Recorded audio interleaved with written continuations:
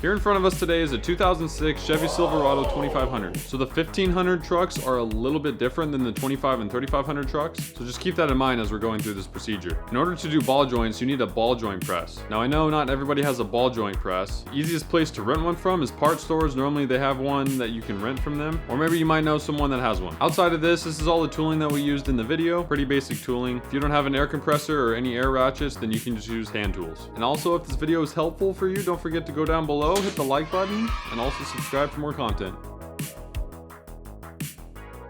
I got the truck in the shop here, and I got started by getting the floor jack. I jacked it on the lower control arm. I'll show you where when I get the tire off, but next I'll be removing the center cap and the wheel here. Take the wheel off, just move it aside here for a minute. So first I'm gonna remove the nut here on the outer tie rod so I can knock the spindle loose. Take our nut off, and then I want to hit this on the side to break it loose. This is tapered, so I don't want to hit on top here and mushroom this to mess it up so I can't get the nut on there. So I'm gonna hit it here. So you want a decent hammer. Just come hit it from the side. Then it'll break loose. So just let it flop down out of the way. Now we're able to rotate this fully inward, the opposite way. And then now we can get to the two bolts here for the caliper. We've got the one on the bottom right here, 21 millimeter, and then the one on the top is right here. So we're gonna use the same socket, same impact. Whoa, you gotta stay on there first. Give it a little support so it doesn't come flying off on you. So I'm just gonna take the caliper, whole assembly off. We're just gonna set it on top here for a minute. Now we're gonna slide our rotor off. ABS sensor here is gonna come off with it. We're gonna take this spindle and the hub and everything off together. So this ABS wire is gonna come off here. So when you pop it out of this bracket, we just use a pair of pliers. Just pinch it, that or a little screwdriver, whichever works better for you. Get it out of there, got a little clip right here. And then on top here is where the harness, it pushes in with the alligator clip. Some of this older stuff is gonna be a little bit brittle, so it popped it off. The clip that holds it down is right here. So we're just gonna unlock this, and then we're gonna take the whole harness with it. We're gonna take our bolt out here, our 10 millimeter for our brake line bracket, because this brake line is going to stay on the vehicle when we take the knuckle off. Then now we're going to want to take the bolt here, or the nut for the upper ball joint, and this is a lock nut, so it's going to be hard just about the whole way off. It's going to have resistance. So the top one I leave on a couple threads, and the lower one I'll take all the way off with the impact. This is a 24 millimeter on this nut. So these sizes could possibly change because some of the aftermarket replacement ball joints will have a different size nut, but from the factory, the lower is a 24 and the upper is an 18. So now that I have that off of there, I'm gonna do the same as I did on the outer tie rod. I'm gonna hit this on the side of the knuckle right here, and then also in the bottom here. And it's gonna break it loose from the taper of the ball joints, and this nut is gonna catch it from falling all the way off. Once it falls down, this will catch it so it doesn't come flying off after me. So before I hit the side of this and break it loose and have this fall down, I want to deal with the caliper. I want to get the caliper out of the way. So I'm going to take this 10 millimeter out here on this bracket on the upper control arm. Now will give us enough slack in our brake line that we could take our whole caliper and we can set it down here on the jack. And we got enough slop. It's out of the way. It's not going to fall. Nothing crazy. So we'll give it a couple whacks on the top. We'll go to the bottom. And you see how it drops? Because we had our nut on there, it didn't come flying off and try to hit us. So now we'll just pick up on it. Should be able to get it by hand. We'll take the whole assembly off. So we can just set this over here out of the way. And that gets us access to our ball joints. You can see these things have seen better days. Boots are torn. This thing's just flopping around. So we gotta clean these up. Some of them will have a cotter pin, so you wanna make sure. So this one has nothing holding it in. This is just pressed in. Same with the top. The top one comes up and the bottom one goes down. So now I have my ball joint press here. There's a whole bunch of different attachments that we're going to use on this. So this is one we're using to start out with. This is what just pushes on the top of the ball joint here and just pushes it out. Then we need a cup that fits over the outside of the ball joint housing here so we can push it out the center. So something like this, it comes up and it goes around the outside of it so we can push it out. So I'm going to loosen up this upper control arm bolts so I can rotate the control arm up out of the way to get a straight shot, press out the lower ball joint. It doesn't need to be extremely loose. This could possibly move your cams, so it's going to mess your whole alignment up, but you should get this realigned after you change your ball joints. Now we're able to rotate this control arm up out of the way. And then to get it to stay, you can just snug it down a little bit on one side. Now we can come on the bottom, get a straight shot on it. So we're going to push it up tight to the lower side here. We're going to try having the control arm down. Up was still kind of in the way.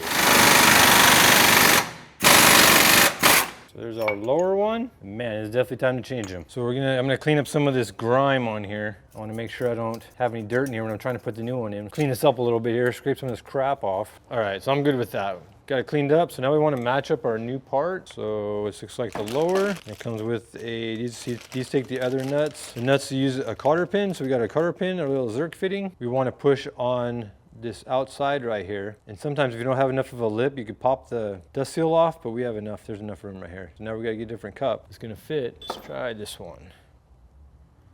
There we go, see? Because of the boot right there, it's got that step, and the boot actually holds it centered up on there. It's pretty much even, so that's a good cup there. And then you want to mind the Zerk fitting hole. So you want to put it in a location where it'd be easy to lube. So normally you'd want to rotate this so it's easy to access, like when you're lubing the front of the car, you can easily get to it. But be careful if instead of just throwing it in, that you got to note the control arm and see how there's a little divot right here. So they designed this that this is supposed to be clocked this way. So after you put this in there, you put the Zerk in here, you have room to come in here with your grease gun and you're able to get on the Zerk to lube it. So we need to index it for the control arm on this particular application. So just take note. If it doesn't have this and it doesn't matter where this is indexed at, I like to put it forward just so it's easier to get to when you're lubing everything else. But the control arm has a little spot for this. So we're going to clock it this way. And then the ball joint protrudes through the bottom. So this is going to go into the bottom here so we have room. So we're not pushing on the stud of the joint. And then now we have to change the top here because we're not pressing it out. Then we got to put a cup on the top to receive. So we're going to change it to this one. And then we need to have a cup that allows this to come through the control arm so it doesn't bind up. So we'll just use a little short one like this. It's going to fit on there and allow the ball joint to come up in there all the way into the control arm. So we'll put it down into here, make sure it's not hitting anything. It blinds you when you put this up here, you can't see where it's at. So make sure you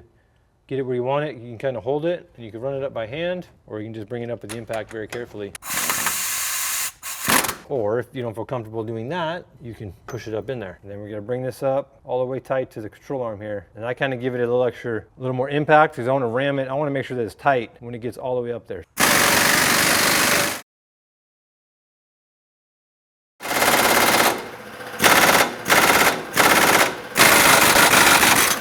Now we have the ball joint indexed in the right location. We're gonna put our Zerk fitting in it. And you kinda gotta be careful with these. Sometimes they're a little bit of a self-tapper, so just make sure you're getting them straight. Don't get crazy on tightening them up either. All it does is allows you to put grease in there. So I put our new nut and our cotter pin to the side. Now we wanna bring our control arm back up. It's still loose. Snug it back down to hold it. So it's one less thing to deal with. So this one I don't care about because we're taking it out. But look at that thing. That thing is just shot. So I'm just gonna push on the stud here and push it out. So I just need a cup to go around this. So I probably could use this one. That should be deep enough to get this out of the control arm. And then I'm gonna use the same one that I installed it with, but I'm just gonna put a short, like a little safety measure on here. The stud will go inside here and kind of hold it from kicking and going crazy. All right, now we got it snug down. Ram it out. So the one I started out with wasn't deep enough, and when the ball joint came up, it ran out of room, so I had to go with a taller one, so I was able to get it all the way out. There's a good sized body on there. So do the same thing, we'll wipe the control arm up, clean it up here a little bit. So these particular ones are AC Delco. And then some of these you have to be careful because they want you to index them a certain way. So according to this, it has an identifying mark on the top of the ball joint, which is this circle. So they want the circle notch aiming outside of the control arm. So it wants to be aiming here. So it wants to be towards the outside of the vehicle. So this ball joint is designed to go a certain way. So if you clock it wrong, it's going to bind up in the joint in here and it's going to be a premature failure on the ball joint. So make sure you installed it. It needs to be indexed the proper way. I think that one will work for me. Oh no, I like that one better. Okay. And then we just need one that's pretty much the size of the body, about like so, that has enough room for it to go down. So we just set this in here with our identifying mark, aiming straight out like it wants. And then now I'm gonna switch, because when I pressed it out, I was this way, but to put it in, it'd be easier to go this way because then I'll have more room for the joint to come through the bottom of the ball joint press. And then you always have more force with the screw side than you do coming the other way.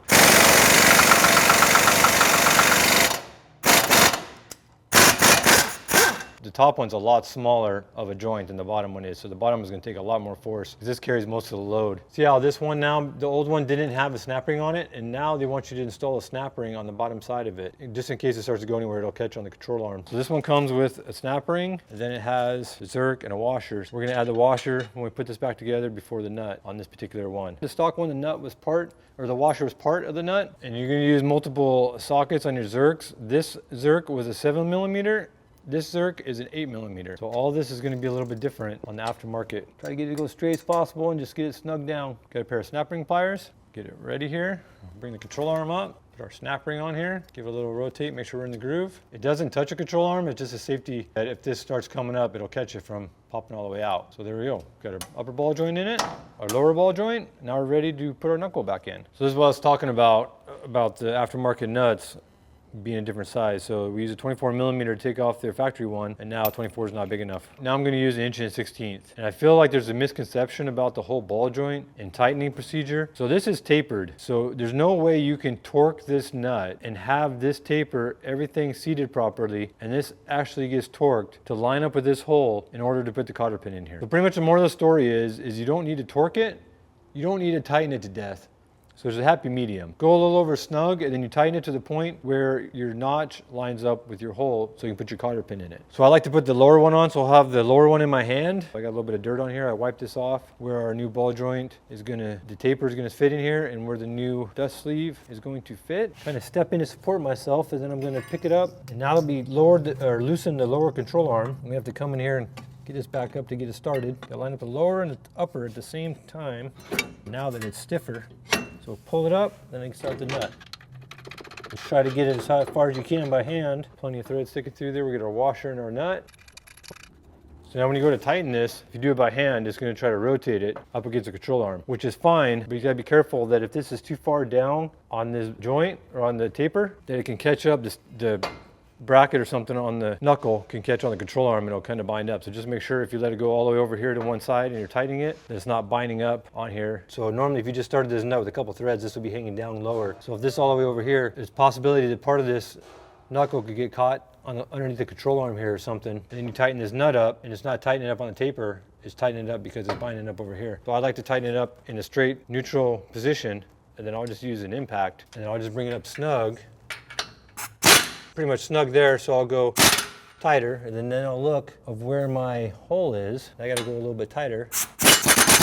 We get our cotter pin, put it through here, and then we'll bend it down. And I like to bend the half of it all the way over onto itself, about like so, and then the other half, I like to come just at an angle or so, or halfway. So now we got our lower one tight. Same deal on the top, you can't get in here with an impact, so I'm just gonna tighten it by hand with a wrench. So you can see that once we start getting it up here tight, let's see how it's gonna wanna rotate the knuckle around. But now that we have the lower one up tight, we know it's not gonna bind down here, that the upper control arm is not gonna matter if it's doing what it's doing down here, because it'll still pull it down. So we'll let it go all the way over, hold it in position, then we can tighten it up by hand. So I'm lined up right there, but I want to go a little bit tighter because I feel like it's not quite enough yet. So I'm going to go to the next notch. Get our upper cotter pin, put it through the little hole. Same thing, we'll bend it down. So now that we have our knuckle put back on it, we can lube the Zerks right now. So you always want to make sure that the Zerks are clear of any debris. You don't want to cram dirt in there. And you don't need to get crazy on this. You don't need to pump it until it's just puking out everywhere. So all it's going to do is track dirt. So you want to keep an eye on the boot. You just want to pump it until it starts to expand.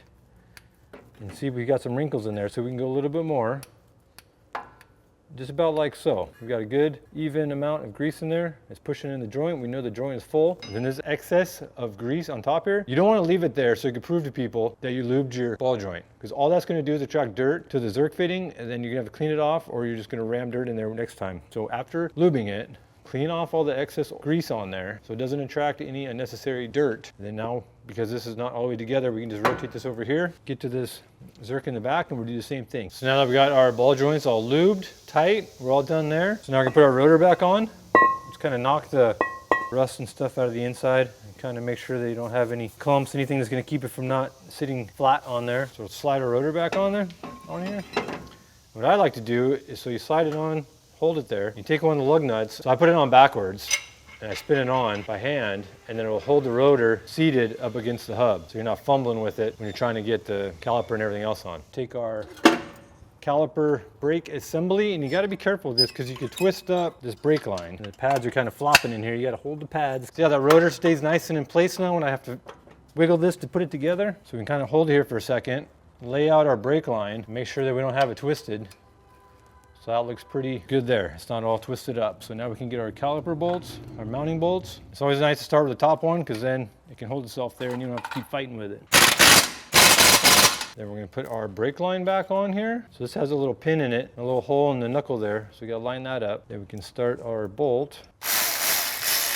Do our other bracket here on our control arm. This is our ABS speed sensor, clips back in here, and it just comes over on the control arm, pushes in here, then it comes over to the frame, and it pushes in the side of the frame right here. And then we got our clip put back on here. So we'll get our harness. And I like to always plug it in over here where I can see it. You wanna make sure there's no debris or anything on here that's gonna hinder it. Line up the lock here on top.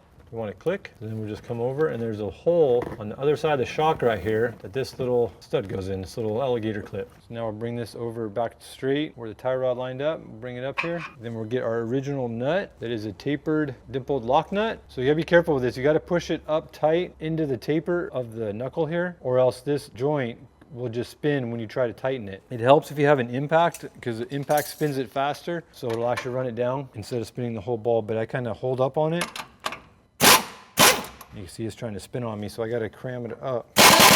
So if you can't get this tightened back up and just spins, you can do a couple different ways. On the top here, you have a wrench, hold the ball, the stud, and then you can tighten it down with a wrench and get it started that way, which is very timely. Or you can grab a pair of channel locks and you can come to the bottom here and push up on the ball into the knuckle, which will hold it from spinning, and hit it with the impact. Got it good and tight. You can see that it's down, threads are fully engaged, so we know we have it tight on there. I'll put it back together. So now we take our lug nut off, and you can see when you loosen that up that the rotor kind of moves a little bit. When you put the wheel on here, you want to push it up. Some of these hubs will have a step, and if the rotor gets caught over like this and it kind of falls down a little bit, it can get caught on that step.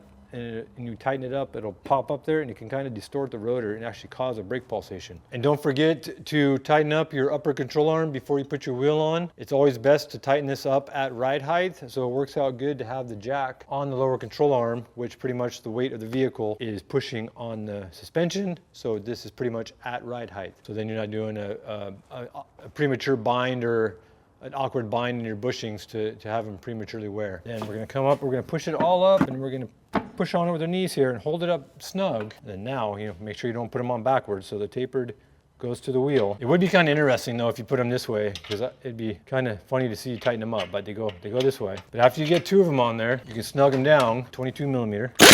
Opposite sides, so now everything's held in place. We can get the rest of our lug nuts on there. So we're just going to continue in a crisscross pattern.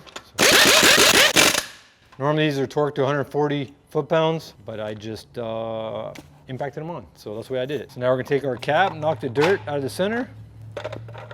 These caps are pretty weathered on this thing, so we're just gonna run them on by hand, because I don't know, that one's down stripped out. Some of these aren't even gonna do anything. Try to keep this cap off the freeway. And that's how you replace the upper and lower ball joints on your truck. We're gonna lower the jack down, pull the vehicle out. We are all done with this.